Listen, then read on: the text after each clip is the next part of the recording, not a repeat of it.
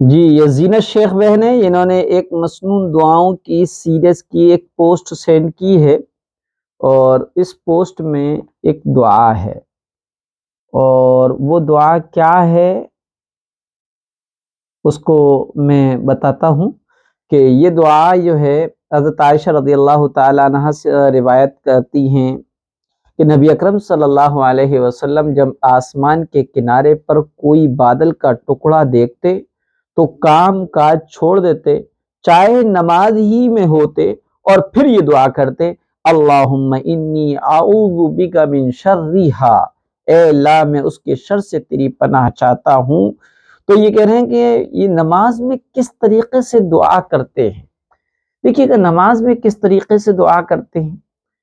اس کا بہترین آسان طریقہ ہے کہ نماز نفل ہو، سنت ہو، فرض ہو۔ بہتر یہ ہے کہ فرض میں تو مختصر کریں اگر جماعت کے ساتھ کر رہے ہیں، اور اگر علیحدہ پڑھ رہے ہیں تو فرض ہو یا سنت ہو یا نفل نماز ہو۔ قاعدہ اخیرہ میں التحیات پڑھ لینے کے بعد،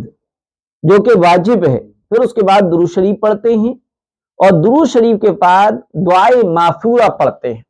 اب عموماً دعائے ماثورہ سے مراد یہی سمجھتے ہیں لوگ کہ اللہم انی ظلمت نفسی ظلما کثیرا ولا یغفر الذنوب الا انت فاغفر لی مغفرۃ من عندک وارحمنی انک انت الغفور الرحیم، یہی دعائے ماثورہ ہے۔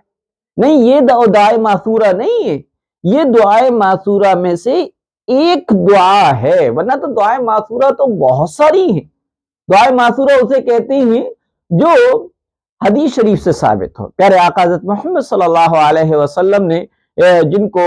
پڑھا ہو، اور جو زبان نبوت سے نکلے ہوئے کلمات ہوتے ہیں وہ دعائے ماثورہ کہلاتے ہیں، یا قرآن میں آئی ہوئی کوئی دعا ہو وہ بھی دعائے ماثورہ کہلاتی ہیں۔ لہذا یہی وجہ ہے کہ درود شریف کے بعد اللہم انی ظلمت نفسی یہ بھی پڑھ سکتے ہیں، ربنا آتینا قرآن کریم میں ہے اس کو بھی پڑھ سکتے ہیں، اور اسی کے ساتھ ساتھ آپ کوئی بھی دعا ہے، لیکن شرط یہ کہ وہ قرآن اور حدیث میں کہیں بھی آئی ہو، اس کو آپ قاعدے اخیرہ میں درود کے بعد پڑھ سکتے ہیں، اور یہی محل ہوتا ہے نماز میں دعا کرنے کا۔